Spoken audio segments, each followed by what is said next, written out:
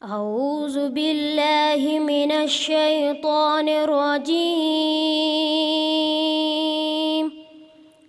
بسم الله الرحمن الرحيم.